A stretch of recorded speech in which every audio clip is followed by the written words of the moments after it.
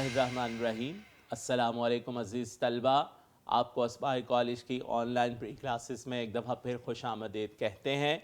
आज हमारा उर्दू का नवा लेक्चर है। बेटा 8वें लेक्चर में हमने जो है वो मीर की पहली गज़ल को शुरू किया था और उसके अंदर हमने 2 अशार जो है वो उसके तशरीह किए थे।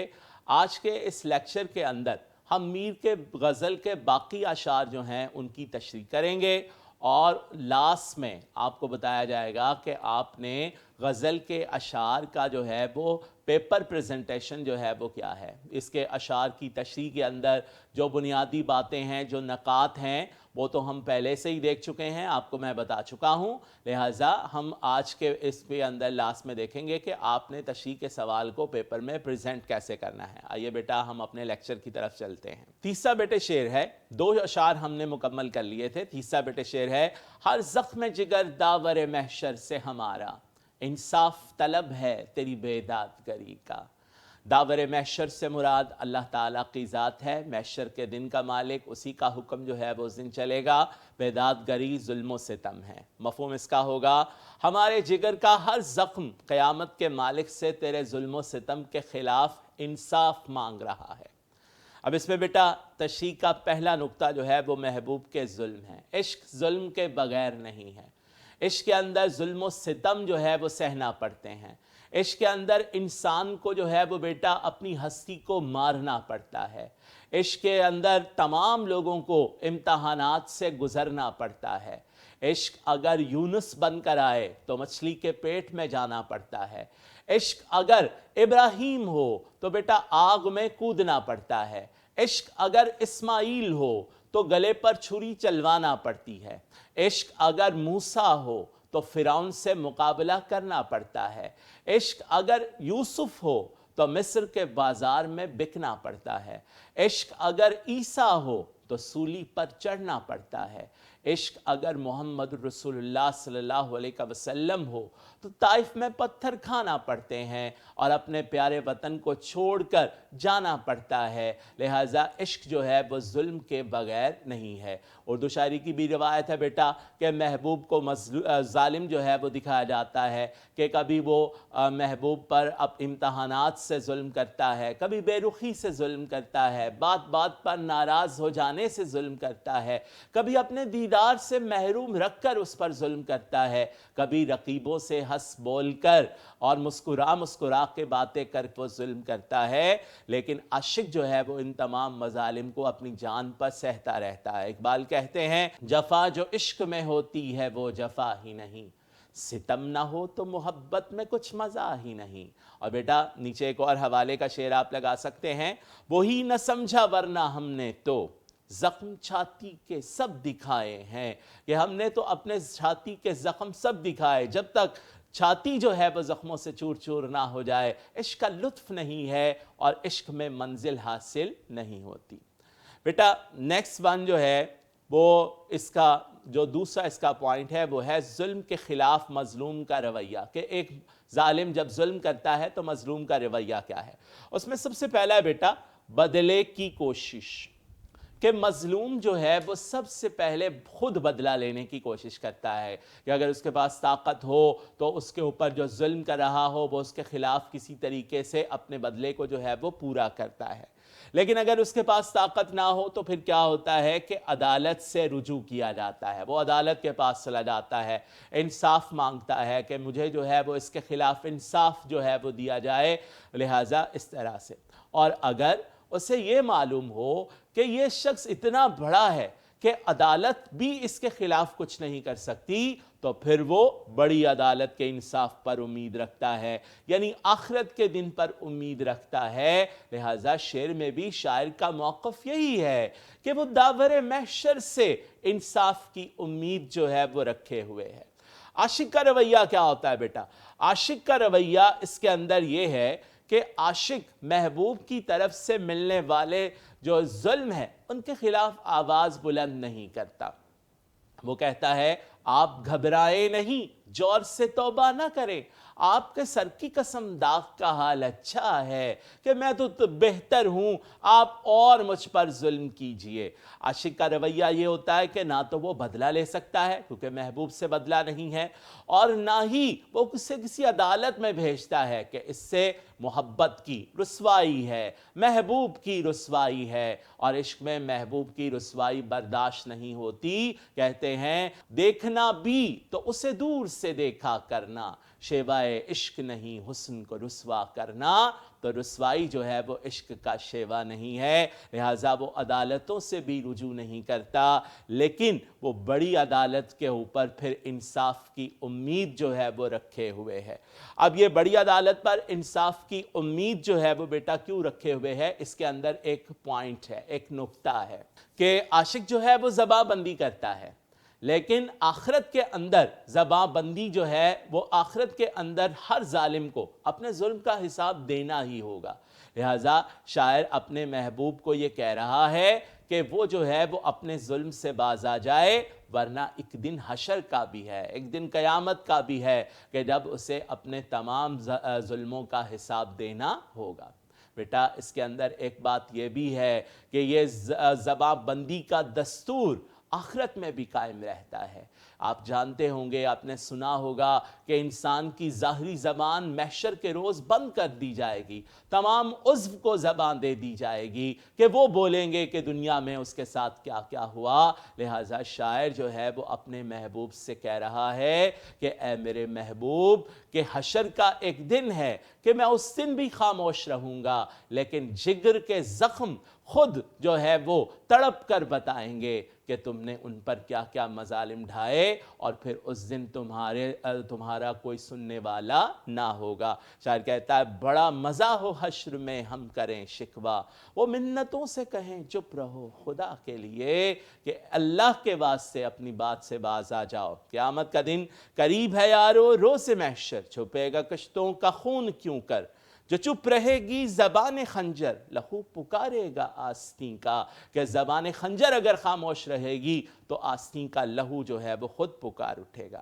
اچھا بیٹا اس کے اندر ایک آخری پوائنٹ جو ہے وہ کیا ہے؟ ایک حربہ، کہ شاعر اپنے محبوب سے بدلہ تو نہیں لینا چاہتا، لیکن اس کا ایک حربہ ہو سکتا ہے، ایک چال ہو سکتی ہے کہ وہ حشر کی بات کر کے، کہ اکثر اوقات ہوتا یہ ہے کہ کسی کو حشر کی بات کرو، روز محشر یاد دلاؤ تو یقیناً اس کے اندر خوف ضرور طاری ہوتا ہے اور وہ اپنے رویے کو جو ہے وہ ضرور بدلتا ہے۔ لہٰذا یہاں پر بھی اسی طرف ایک اشارہ ہے کہ اس نے ایک حربہ استعمال کیا کہ شاید اس کا محبوب جو ہے وہ اپنے رویے پر نظر ثانی کرے اور اس کے اوپر ظلم و ستم جو ہے وہ بند کر دے۔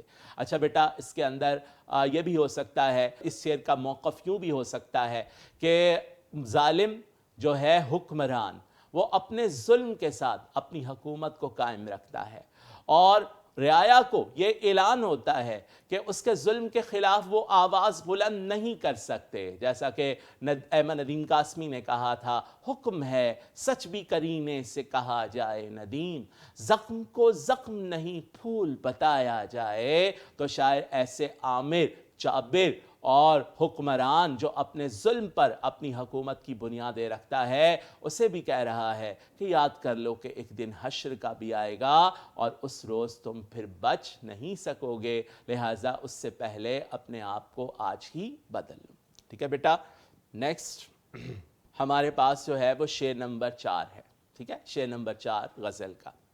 لے سانس بھی آہستہ کہ نازک ہے بہت کام، آفاق کی اسکار کے شیشہ گری کا۔ ٹھیک ہے، شیشہ گری، شیشے سے بنی، آفاق یہ دنیا، تو کہتا ہے کہ دنیا جو شیشے کی طرح سے بنی ہوئی ہے، یہاں پر بڑے ہی احتیاط سے، اس کا مفہوم جو ہے وہ کیا ہوگا؟ اس دنیا میں احتیاط سے رہنا، کہ دنیا کو شیشے کی طرح بنایا گیا ہے۔ تشریح کے اہم نکات بیٹا اس کو ہم جو ہے وہ ہم دیکھ لیتے ہیں۔ اس میں سب سے پہلا ہے احتیاط کی نصیحت، کہ ہمیں دنیا کے اندر رہتے ہوئے احتیاط برتنی چاہیے۔ پہلے تولو پھر بولو، پہلے انجام پر غور کرو پھر کوئی عمل کرو، کیونکہ گیا وقت پھر ہاتھ آتا نہیں، کہ جو وقت گزر جاتا ہے، جو لمحے بیت جاتے ہیں، وہ پھر سے دوبارہ جو ہے وہ نہیں آتے، لہٰذا انسان کو جو قدم بھی اٹھانا چاہیے وہ قدم انسان کو بڑا پھونک پھونک کر رکھنا چاہیے۔ نذیر اکبر آبادی اپنے ایک بند کے شعر میں کہتے ہیں کہ کھانا جو کھا تو دیکھ کر، پانی پیے تو چھان کر، یا پاؤں کو رکھ پھونک کر اور خوف سے گزران کر، کہ یہاں بہت احتیاط سے جو ہے وہ انسان کو جو ہے وہ چلنا پڑتا ہے، ورنہ بیٹا کیا ہوتا ہے، یہ حوالے کے طور پر آپ اسے جو ہے وہ کوٹ کر سکتے ہیں، لمحوں کی خطا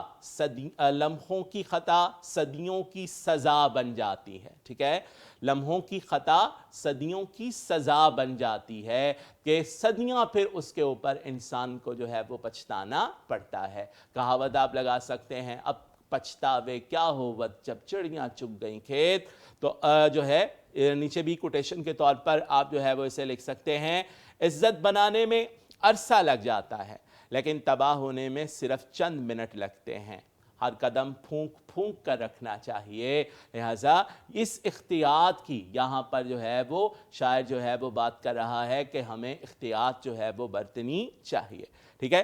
اس سے پہلے بیٹا ہم پڑھتے ہیں کہ شیشہ گری کی مثال شاعر نے جو ہے وہ کیوں دی۔ شیشہ بنانے کے کارخانے میں انتہائی احتیاط سے بیٹا کام کرنا پڑتا ہے، کہ جب شیشہ بنانے کا پروسیس ہوتا ہے کہ اس میں پھونکنی سے پھونک جو ہے وہ لگائی جاتی ہے، اور اگر پھونک جو ہے وہ تیز لگ جائے تو شیشہ ٹوٹ جاتا ہے اور کرچیاں مزدوروں کو لگ جاتی ہیں، جان کا خطرہ ہے، اور اگر پھونک آہستہ سے لگے تب بھی شیشہ جو ہے وہ ٹھیک نہیں بنتا، لہٰذا سانس اور شیشہ گری کو شاعر نے جو ہے وہ اس طرح ملایا کہ جس طرح شیشے کے کارخانے میں کام کرتے ہوئے احتیاط کی ضرورت ہوتی ہے، اسی طرح جو ہے وہ انسان کو دنیا کے معاملات کے اندر احتیاط برتنی چاہیے۔ حضرت کعب سے حضرت عمر فاروق رضی اللہ تعالیٰ عنہ نے پوچھا کہ تقویٰ کسے کہتے ہیں، تو حضرت کعب نے ارشاد فرمایا کہ اے عمر، جب تم جھاڑیوں کے رستے سے گزرو تو تم کیسے گزرو گے؟ آپ نے فرمایا کہ میں اپنے دامن کو بچاتے ہوئے جو ہے وہ چلتا چلا جاؤں گا،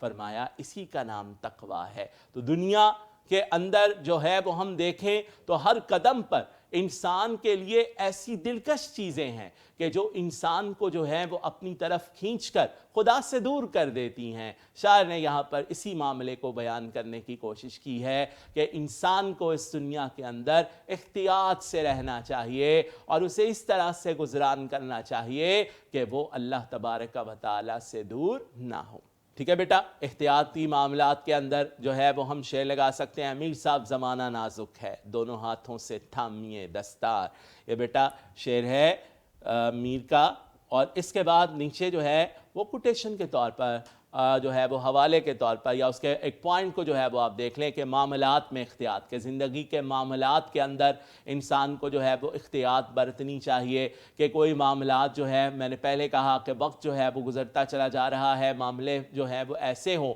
کہ انسان کو بعد میں ان کے اوپر پچھتانا نہ پڑے۔ دوسرا ہے بیٹا تعلقات میں احتیاط ہے۔ یہاں کیا ہے کہ اللہ تعالیٰ نے انسان کو گروہی صورت میں پیدا کیا ہے، انسان جو ہے وہ معاشرتی حیوان کہلاتا ہے، تو معاشرے کے اندر رہنے کے لیے دوسرے لوگوں سے میل ملاپ اور تعلقات ہیں، جب سب کے ساتھ تعلقات ہیں بیٹا تو پھر ایک کے حقوق ہیں، ایک کے فرائض ہیں، ان تمام حقوق کی پاسداری کرنا جو ہے وہ لازم ہے، قدم قدم پر جو ہے وہ دوسرے کے حقوق ہیں، لہٰذا اس لیے ہمیں معاملات کے اندر بھی احتیاط جو ہے وہ برتنی پڑے گی کہ کہیں ایسا نہ ہو کہ ہمارا کہا ہوا کوئی لفظ، ہمارا بولا ہوا کوئی بول کسی دوسرے کے دل کو جو ہے وہ زخمی کر دے، کیونکہ دل جب ٹوٹ جائے تو پھر وہ نہیں جڑتا۔ یہاں پر شعر ہے، ریفرنس کے طور پر آپ لکھ سکتے ہیں، سانس لینے سے ٹوٹ جاتے ہیں، دل کے رشتے عجیب ہوتے ہیں، یہاں خیال خاطر احباب چاہیے ہر دم، 19 ٹھیس نہ لگ جائے آبگینوں کو، تو احتیاط جو ہے اس کی نصیحت یہاں پر ہمیں شاعر نے جو ہے وہ کی۔ نیکسٹ ہے بیٹا شعر نمبر 5، اور شعر نمبر 5 جو ہے وہ ہے، ٹک میر جگر سوختہ کی جلد خبر لے، کیا یار بھروسہ ہے چراغ سحری کا۔ یہاں پر آپ دیکھ رہے ہیں تخلص استعمال ہوا ہے اور میں نے نظم کو پڑھاتے ہوئے بیٹا آپ کو بتا دیا تھا کہ مقطع جو ہے جس میں شاعر اپنا تخلص استعمال کرتا ہے وہ شعر پیپر پوائنٹ آف ویو سے اہم نہیں ہوتا، نہیں پوچھا جاتا سوال میں، کیونکہ شاعر کے نام کا ایک نمبر ہے اور وہ نہیں چاہتا کہ ایک نمبر پلیٹ میں رکھ کے آپ کو دے دیا جائے، وہ چاہتا ہے اس کے لیے آپ سوچیں کہ آپ نے کیا یاد کیا تھا۔ لہٰذا مفہوم پھر بھی میں نے لکھ دیا ہے، میر کی مثال صبح کے چراغ کی طرح ہے جو کسی بھی لمحے بجھ سکتا ہے، لہٰذا اس کی جلد خبر لو۔ اپنے محبوب کو جو ہے وہ کہہ رہا ہے کہ اس کی خبر لو، ٹھیک ہے۔